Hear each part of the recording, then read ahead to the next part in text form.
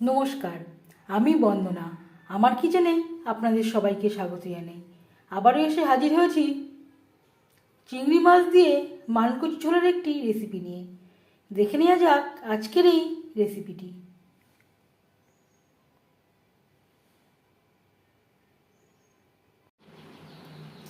আজ তৈরি করব চিংড়ি মাছ দিয়ে মানকচুর ঝোল।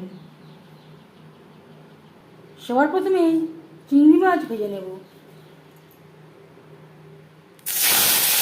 3 চামচ রিফাইন্ড অয়েল গরম করে নিয়েছি। এবার দিয়ে দিলাম চিংড়ি মাছ। এখানে আমি 150 গ্রাম চিংড়ি মাছ নিয়েছি। মাছ আমি মাথা সহই নিয়েছি।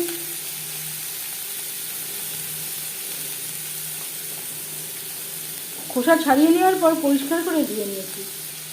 আর লাগছে স্বাদ মতো লবণ।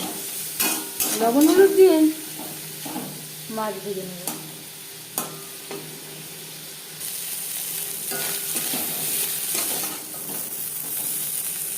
মাছ ভেজে নেওয়া হয়ে গেছে।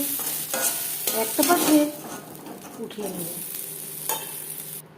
মাছ ভেজে নেওয়া কড়াইতে আবারও তেল দিয়েছি। দিয়ে দিলাম একটা তেজপাতা, পাঁচফোড়ন। তেজপাতা আমি টুকরো করে নিয়েছি। 10-15 সেকেন্ড ভেজে নেওয়ার পর দিয়ে দেবো কচু। আমি আর আলু ব্যবহার করলাম না। আপনারা চাইলে কচুর সাথে আলু ব্যবহারও করতে পারেন।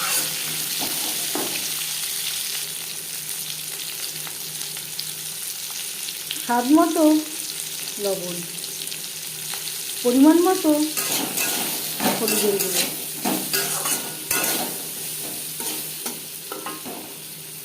তিন চার মিনিট কচু ভেজে নেওয়ার পর দিয়ে দেবো টমেটোর পেস্ট।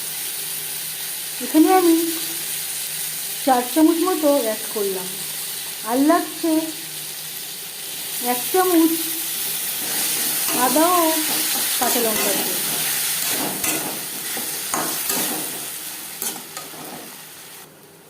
আর দিয়ে দেবো একটা মিডিয়াম সাইজের পেঁয়াজ কুচি।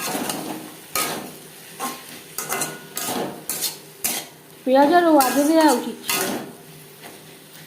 আগে দিতে মনে ছিল না।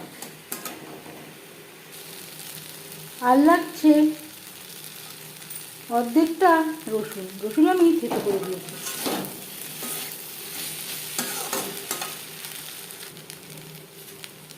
মশলা কষাবার সুবিধার জন্য দিয়ে দিলাম সামান্য পরিমাণে জল।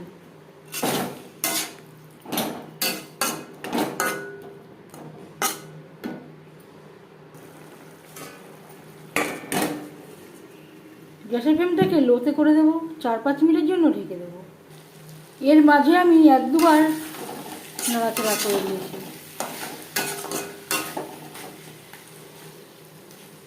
কচু প্রায় সেদ্ধ হয়ে এসছে।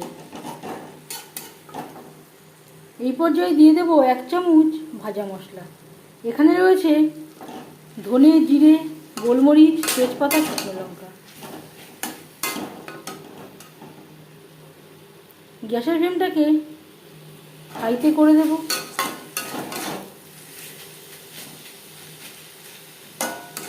দু তিন মিনিট নাড়াচাড়া করে নেব।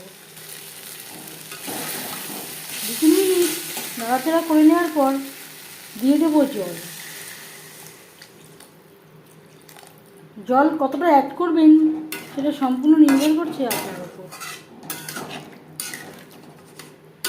ঠান্ডা হলে এই মানকচুর ঝোল বা কচুর তরকারি অনেকটাই ঘন হয়ে যায়।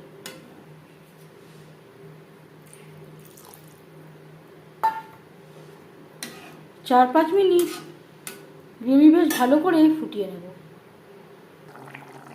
গ্রেভির সাথে কচু বেশ ভালো করে সুসিদ্ধ হয়ে গেছে। এই পর্যায়ে দিয়ে দেব ভেজে রাখা চিংড়ি মাছ।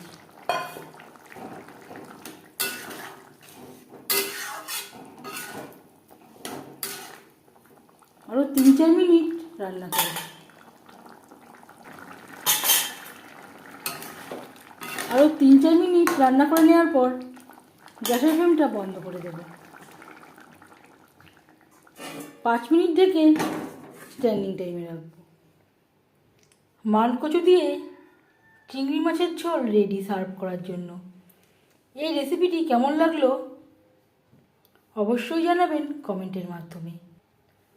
মানকচুর ঝোলের রেসিপিটি কেমন লাগলো অবশ্যই জানাবেন কমেন্টের মাধ্যমে। যদি এই রেসিপিটি ভালো লেগে থাকে লাইক করবেন, শেয়ার করবেন, সাবস্ক্রাইব করবেন আমার চ্যানেলটিকে, বেল আইকনটা প্রেস করে দেবেন। যখন আমি নতুন ভিডিও আপলোড করব তার নোটিফিকেশান সবার আগে আপনার কাছে পৌঁছে যাবে। আপনারা সবাই অনেক অনেক ভালো থাকবেন। এই ভিডিওটি দেখার জন্য ধন্যবাদ।